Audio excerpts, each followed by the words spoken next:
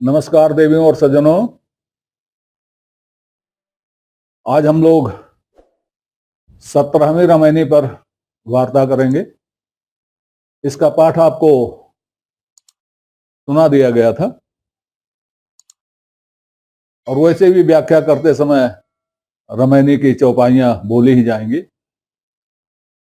तो इस रामायणी में प्रारंभ होता है, जस जीव आप मिले अस कोई, बहुत धर्म सुख हृदया होई।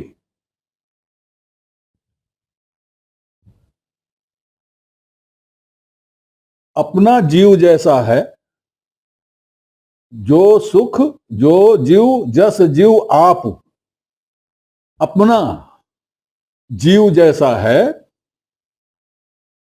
मिले अस कोई, वैसे ही जीव वाला अगर मिले तो बहुत धर्म सुख हृदय होई। बहुत धर्म सुख हृदय में होगा, बहुत सुख होगा। लेकिन इस सुख में कबीर ने धर्म जोड़ दिया, बहुत धर्म सुख हृदय होई। अब ये धर्म क्यों जोड़ा उन्होंने?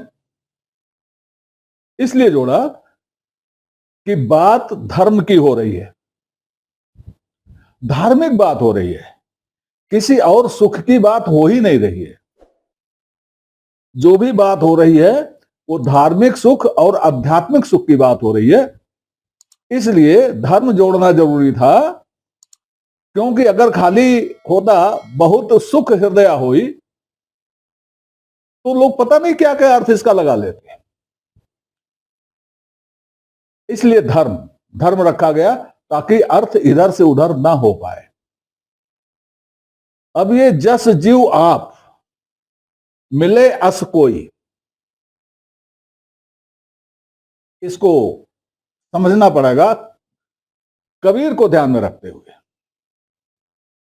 आपने दूसरी रामायणी में देखा, जीव रूप एक अंतरवासा, अंतर ज्योत कीन प्रकाशा। जीव रूप एक अंतरवासा,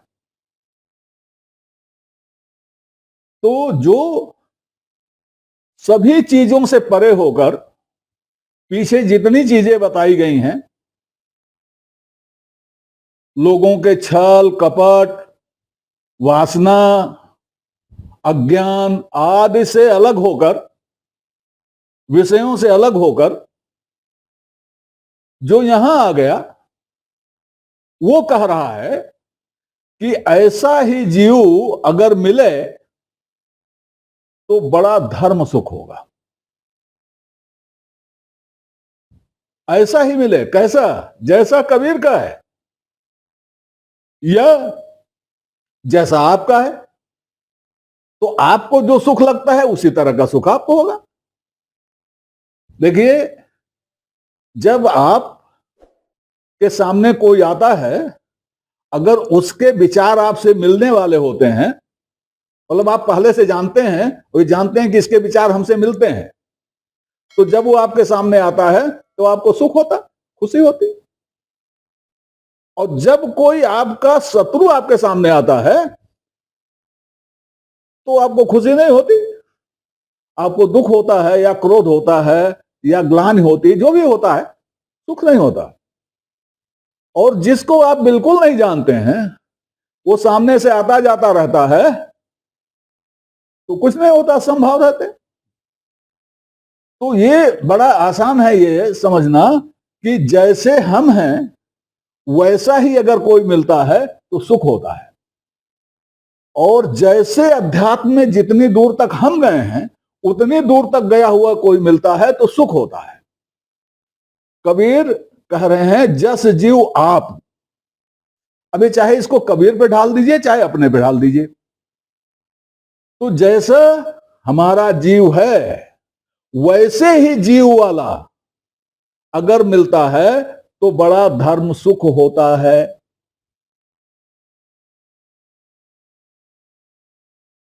अब ये मिलने का ये खोज जारी रहती है।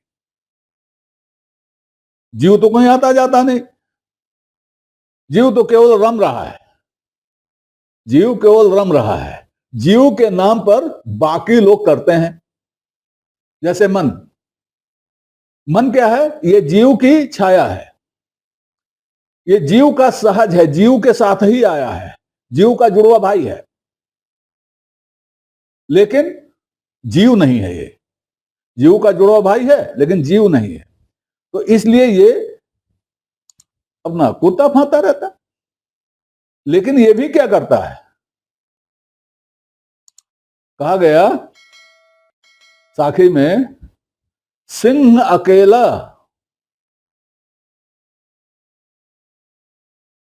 बन फिरे, पलक पलक करे दौर, जैसा बन है अपना वैसा बन है। और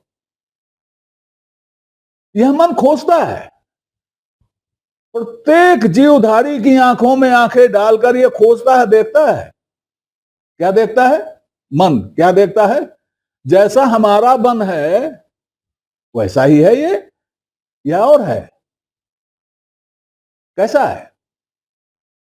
तो अब ये खोज जारी रहती है। इस खोज में महात्मा कबीर कहते हैं, जस जीव आप मिले जस कोई, बहुत धर्म सुख हृदय होई, जासु बात राम की कही।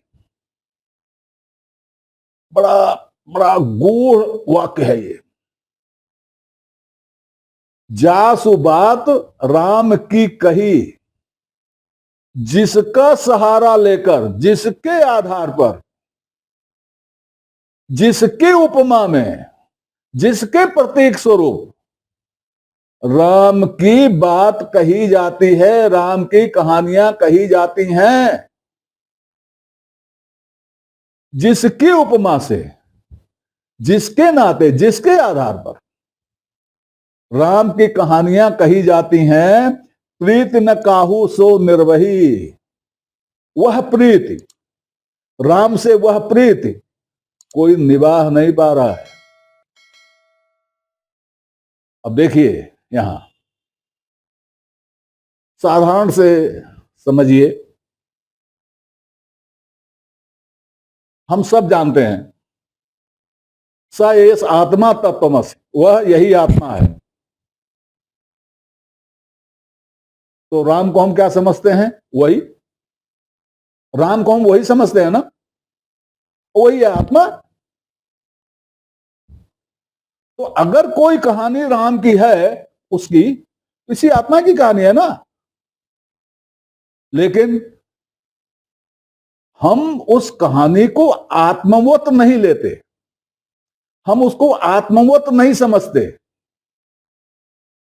उसमें तमाम फेर बदल करते रहते हैं।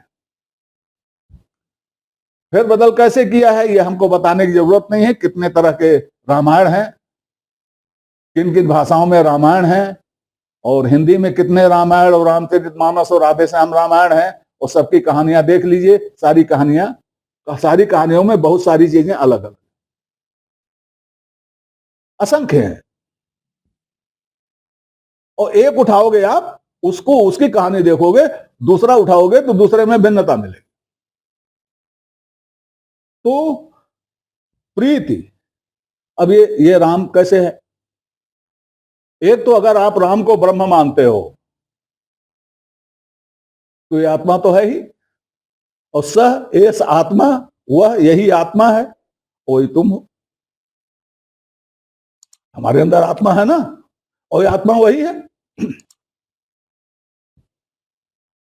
तो राम अगर ब्रह्म है, हमारी आत्मा भी ब्रह्म है। तो राम की कहानी किसकी कहानी है? हमारी आत्मा की कहानी है। एक दूसरा, राम शब्द का एक अर्थ है।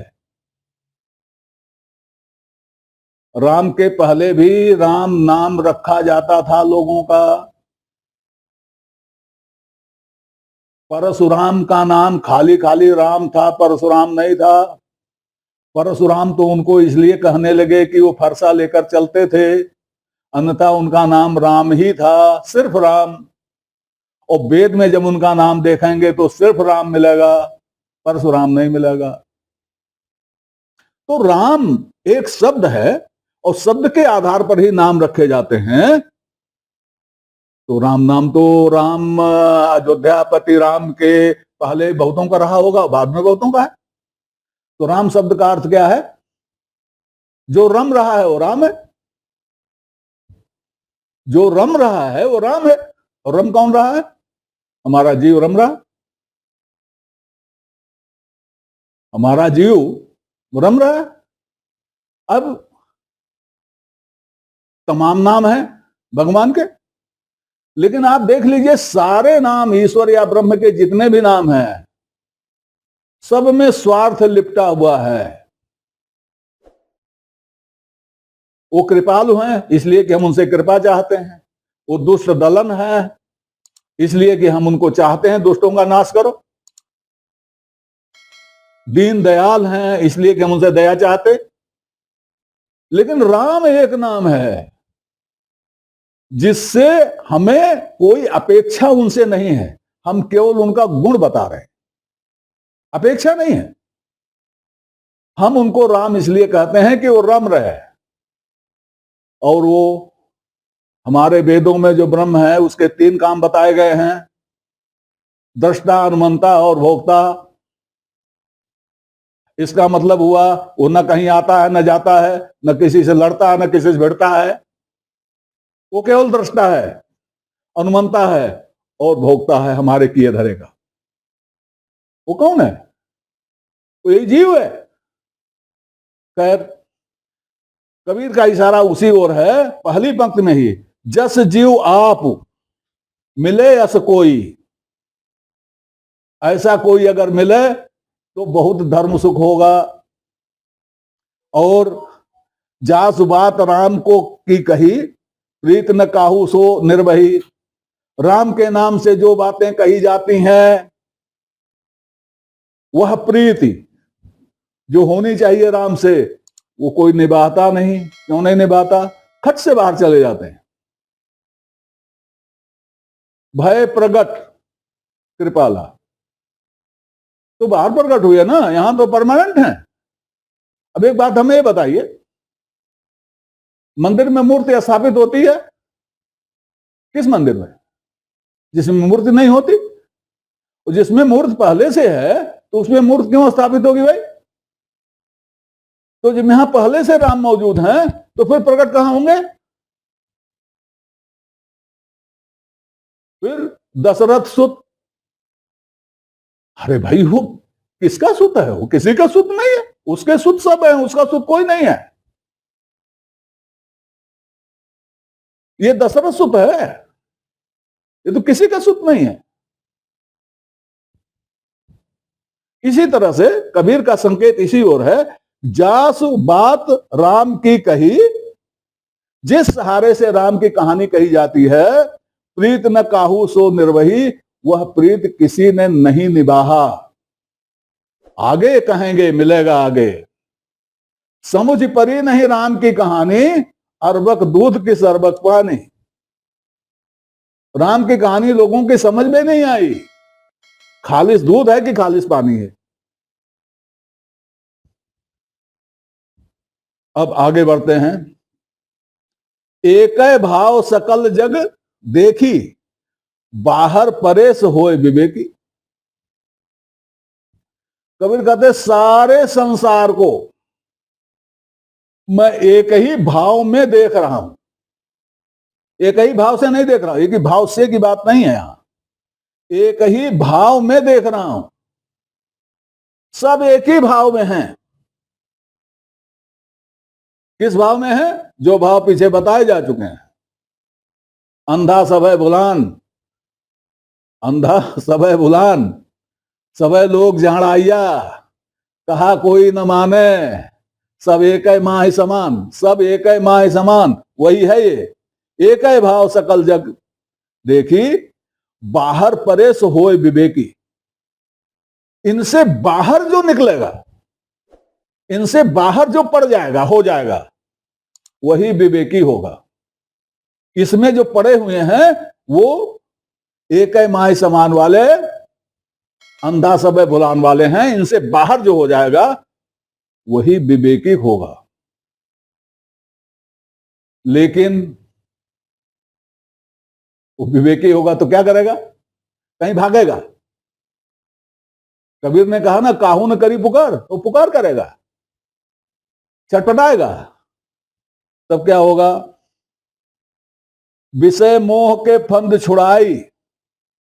वो विषय मोह के फंद, जो मोटी माया है, विषय मोह के फंद छुड़ाई, उनका फंद छुड़ा करके वह वहां जाएगा जहां काट कसाई, जहां कसाई काट रहा है। एक ही भाव में कबीर सारे संसार को देख रहे हैं। तो उसमें एक ऐसा निकला जो विवेकी हो गया और उसने ये माया मोह का फंदा छोड़ दिया, और छोड़ने के बाद उसने पुकार लगाई। लेकिन कहां जाएगा? संसार से भाग के कहीं उड़ तो जाएगा नहीं। तो वहां जाए जहां काट कसाई, वहां जाएगा जहां कसाई काटता है, जहां कसाई काटता है, कसाई वाड़ा है, वहां जाएगा। कैसा कसाई है? अहे कसाई छुरी हाथा, उस कसाई के हाथ में छुरी है। कैसा हुआ वह काटो माथा, कैसे भी आ जाए यहां, माथा काट लूं उसका। उसका पैसा यही है, कैसे हुआ वह काटो माथा। किधर इशारा है? आदमी घबराया, छोड़ छाड़ा सब, कहा सन्यासी हो जाएंगे। अब सन्यासी कहां होगा?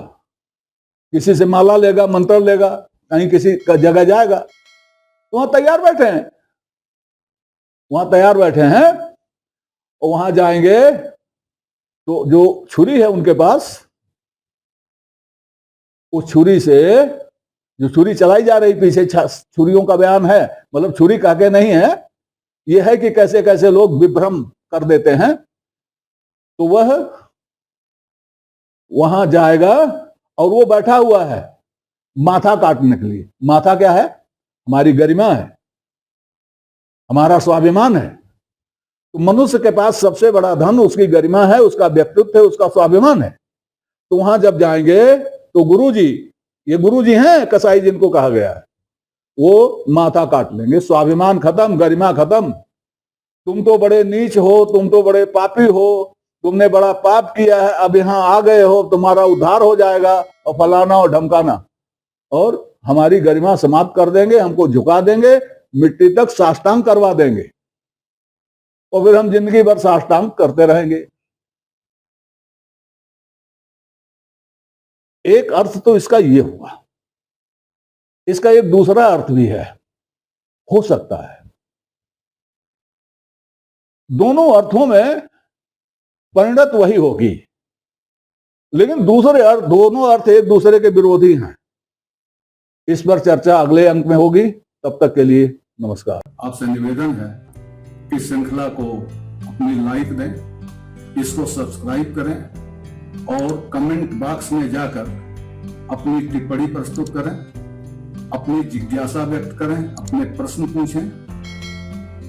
यथा समय आपकी जिज्ञासाओं और प्रश्नों का समाधान करने का प्रयास किया जाएगा। धन्यवाद।